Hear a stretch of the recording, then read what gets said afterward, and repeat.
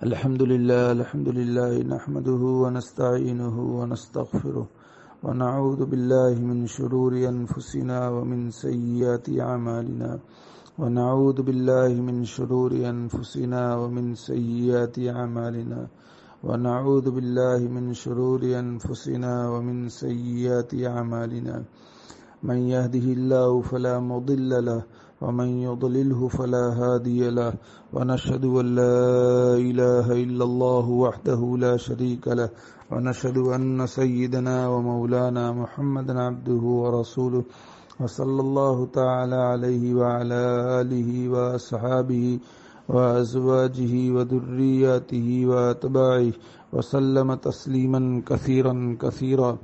أما بعد، حجۃ الوداع کا خطبہ چل رہا تھا.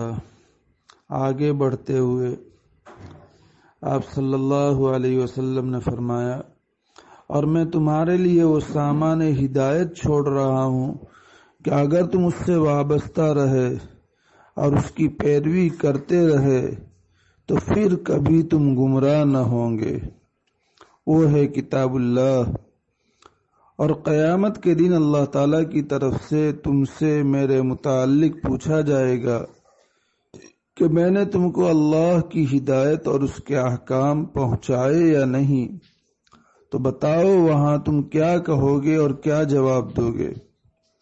حاضرین نے عرض کیا کہ ہم گواہی دیتے ہیں اور قیامت کے دن بھی گواہی دیں گے کہ آپ نے اللہ تعالیٰ کا پیغام اور اس کے احکام ہم کو پہنچا دیے اور رہنمائی اور تبلیغ کا حق ادا کر دیا، اور نصیحت اور خیر خواہی میں کوئی دقیقہ اٹھا نہ رکھا.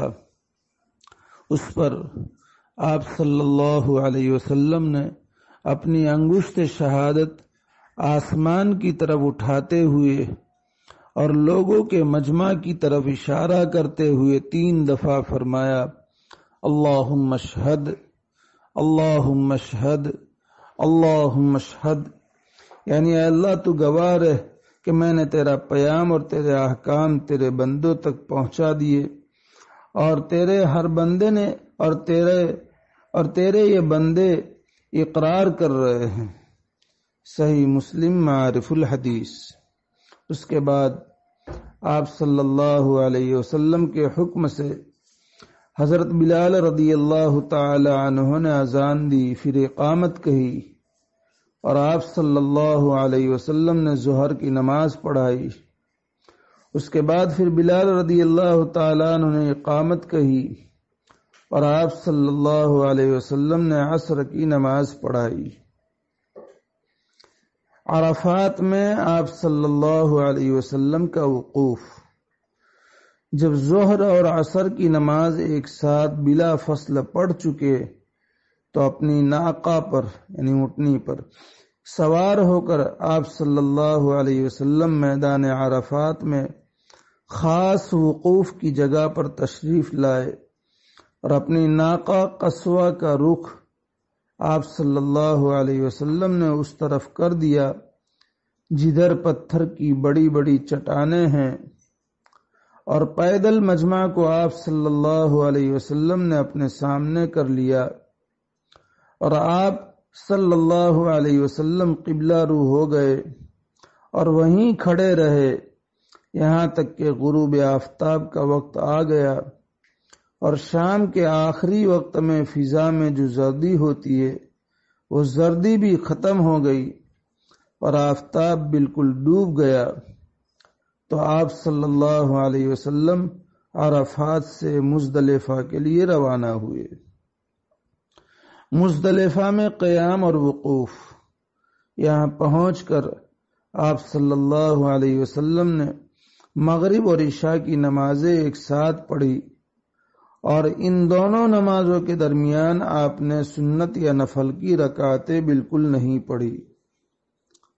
اس کے بعد آپ صلی اللہ علیہ وسلم لیٹ گئے اور لیٹے رہے یہاں تک کہ صبح صادق کے ظاہر ہوتے ہی اذان اور اقامت کے ساتھ نماز فجر ادا کی.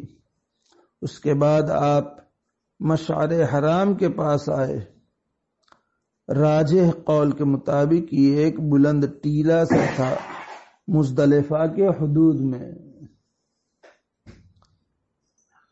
اب بھی یہی صورت ہے، اور وہاں نشانی کے طور پر ایک عالی شان مسجد بنا دی گئی ہے۔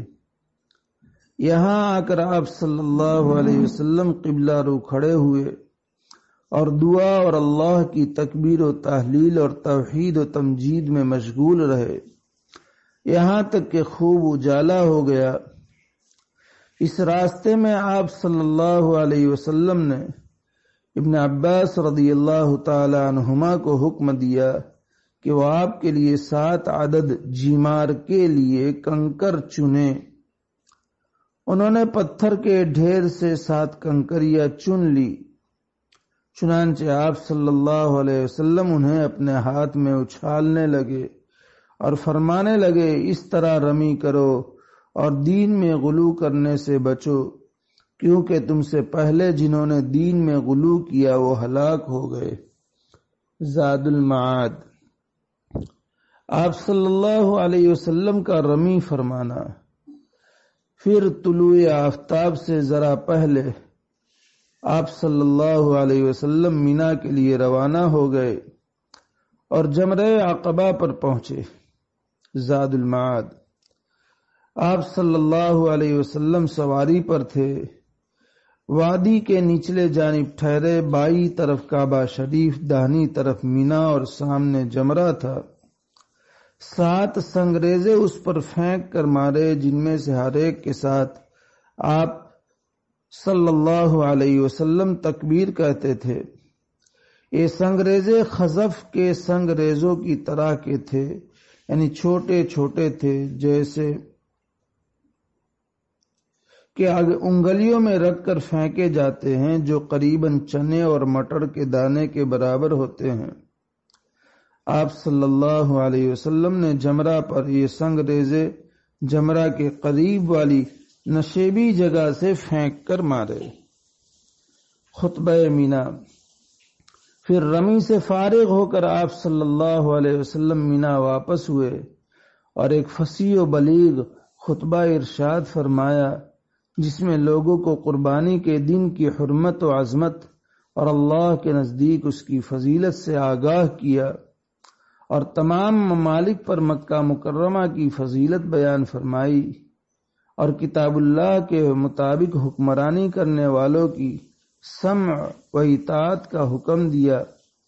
پھر ارشاد فرمایا کہ لوگ آپ سے مناسک حج سیکھ لیں، اور فرمایا کہ شاید میں اس سال کے بعد حج نہ کر سکوں، اور لوگوں کو حکم دیا کہ آپ کے بعد مبتلا کفر نہ ہو جائے اور ایک دوسرے کی گردنیں نہ مارے۔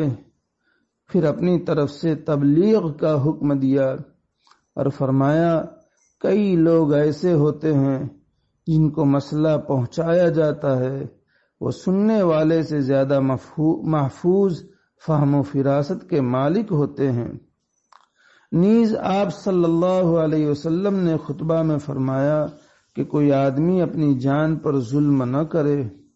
اللہ تعالیٰ نے آپ کے خطبہ کے خاطر لوگوں کی قوت سماعت کھول دی، یہاں تک کہ اہل مینا نے اپنے اپنے گھروں میں آپ کا خطبہ سنا۔